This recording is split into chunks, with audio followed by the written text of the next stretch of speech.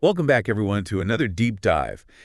Today, we are going to be talking about something that I think a lot of people find really interesting, Yeah. which is IT change management. Yeah, for sure. Um, and specifically, we got a great piece of writing from one of our listeners uh, all about change tickets. And I have to say, Oh, cool. I was very intrigued Yeah. when I saw this come across my desk. Yeah, it's one of those things it's really important, but it's kind of behind the scenes. You know what I mean? Yeah, it's not something that people necessarily think about, on a day-to-day basis, Right. but it is so crucial when it comes to having like a stable Totally. and secure Yeah, IT environment. absolutely. So, yeah, why don't we start there? Like, See? what is a change ticket? Yeah, so change tickets are also known as RFCs, which stands for requests for change. Okay. And it's basically like a formal record of Yeah. any change that's going to be made to an IT environment. Got it. So it doesn't matter if it's like a software update or a network configuration tweak or if you're replacing a server, it all has to go through a change ticket. So it's really documenting the what, the why, and also how something's going to be implemented. Yeah, exactly. And then also the potential impact. Ooh, that's interesting. Yeah, so that's where it gets really interesting. So like downstream effects or like what could go wrong? Yeah, exactly. So what other systems might be affected? Okay. What users might be affected? Got it. And, that's where the strategic thinking comes in. Right, because it's, like you said, it's not just filling out a form to fill out a form. No, exactly. It's really about thinking through all of the potential consequences of a change. And I think a lot of people probably hear change ticket and they think bureaucracy. Oh, yeah, for sure. And I can understand that to an extent. Total. And you're like, I just want to get this done. Right. But you're saying that there's real value here. Oh, absolutely. I Yeah. mean, it's like building a house without a foundation. If you don't have a strong change management process in place, you're just asking for trouble down the line. So give me an example. Like, Yeah. how can this actually prevent like a major outage or something? Yeah, so I mean, a really good example is the British Airways outage that happened back in 2018.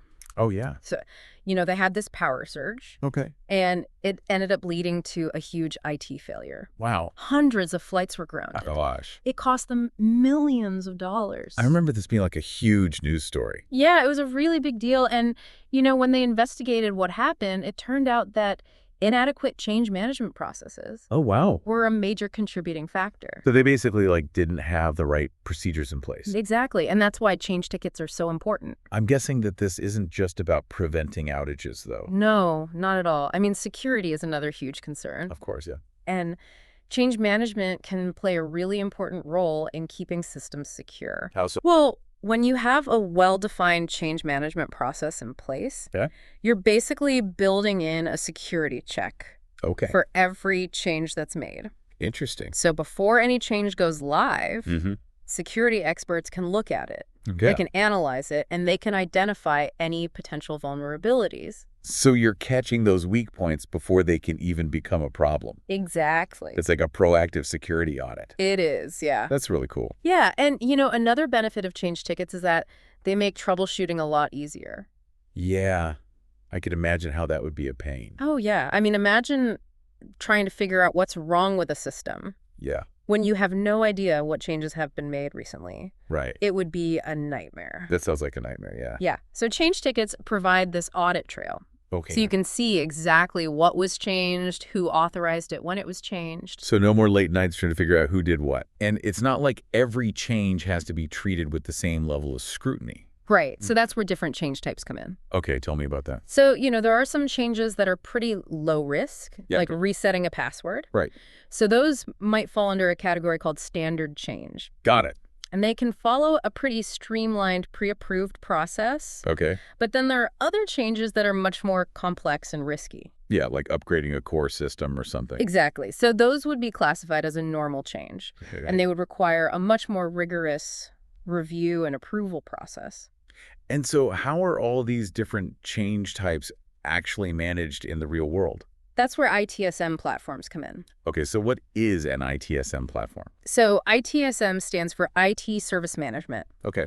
And these platforms are basically like the command center Okay. for managing all aspects of IT operations, Got it. including change management. So it's like taking all of the theory and the best practices that we've been talking about and putting them into a system. Exactly. And, the author of the material that you sent me, they actually talked about their experience using an ITSM platform and how it really streamlined their change management process. So what are some of the features of an ITSM platform? Well, one of the key features is that they have these structured forms for capturing all of the essential details of a change request. Okay. So that ensures that everything is documented consistently. Right, so you're not missing anything. Exactly. And it also makes it easier for people to submit change requests. Right, because you know what information you need to provide. Exactly. Yeah. And then another really important feature is automated workflows. Oh, that sounds helpful. Yeah. So basically, when a change request is submitted, the platform can automatically route it to the right people for review and approval. Oh, wow, that's so much more efficient than like emailing things around and chasing down signatures. Oh, yeah, absolutely. It saves a ton of time, and it makes sure that nothing falls through the cracks. And then you can also generate reports from the platform, right? Yeah, exactly. So you can get a really clear overview of all of the ongoing changes, any past changes. Okay. You can see trends, bottlenecks, areas for improvement. That's so powerful. Like, you're not just managing change, you're actually learning from it. Exactly. And I think that's what's really exciting about this whole concept. Yeah. It's not just about filling out forms. It's about creating a culture of continuous improvement. Totally. And that's something that I think any organization can benefit from. Absolutely. So as we wrap up here, what's the key takeaway for our listeners?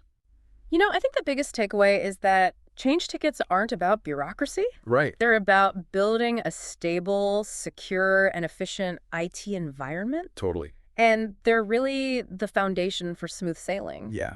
Even in the face of constant change. It's not a roadblock, it's a roadmap. So before we go, I want to leave our listeners with one final thought. Okay. How could these principles of change management be applied outside of IT? Like, what areas of your own life or work could benefit from a more structured approach to change? That's a really great question. Yeah, I'd love to hear what people come up with. Me too. Well, thanks so much for joining us for this deep dive. Thanks for having me. And we'll see you next time. Sounds good. Bye.